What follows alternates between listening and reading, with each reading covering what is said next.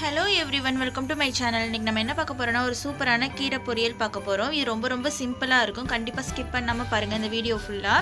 இதுவரைக்கும் என்னோட சேனலை சப்ஸ்கிரைப் பண்ணாதவங்க சப்ஸ்கிரைப் பண்ணி வச்சுக்கோங்க. இந்த வீடியோ பிடிச்சிருந்துச்சுனா லைக் பண்ணுங்க. உங்க ஃப்ரெண்ட்ஸும் பார்க்கணும்னு நினைச்சீங்கன்னா கண்டிப்பா ஷேர் பண்ணுங்க.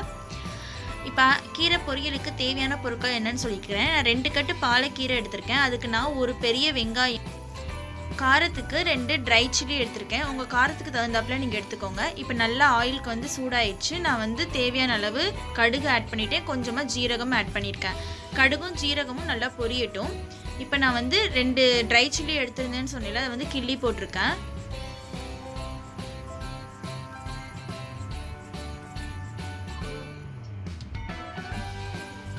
கடுகு நல்லா வெடிச்சிருச்சு. இப்போ நம்ம வெட்டி வச்சிருக்க ஆனியன் போட்டுக்கலாம். ஆனியனை போட்டு வதக்கி விடுங்க. எப்பயுமே கீரைக்கு நம்ம கீரை குக் பண்ணும்போதே உப்பு போடக்கூடாது. கீரை பாதி குக் ஆன பிறகு ஒரு 70% குக் ஆன பிறகு தான் நம்ம உப்பு போடணும்.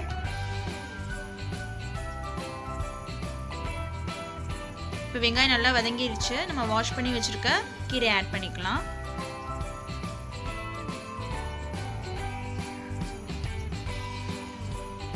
நான் கீரையை 2 பாதியாக போடுறேன்.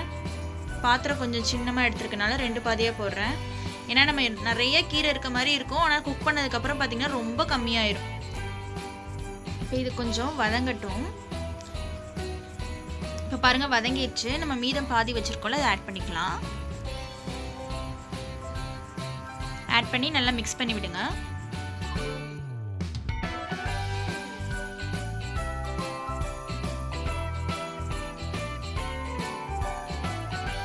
ஒரு பிஞ்ச் அளவு நம்ம மஞ்சள் பொடி ஆட் பண்ணிக்கலாம்.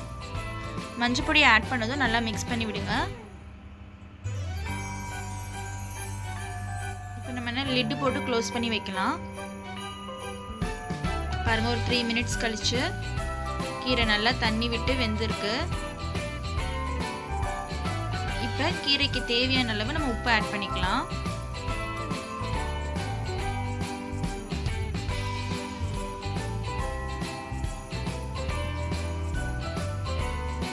ஆட் பண்ணி நல்லா மிக்ஸ் பண்ணி விடுங்க. தண்ணி கொஞ்சம் வத்தட்டும்.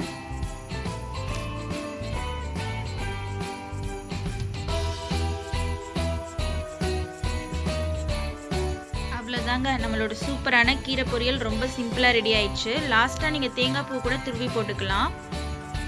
இப்போ ஃப்ளேம் ஆஃப் பண்ணிக்கலாம்.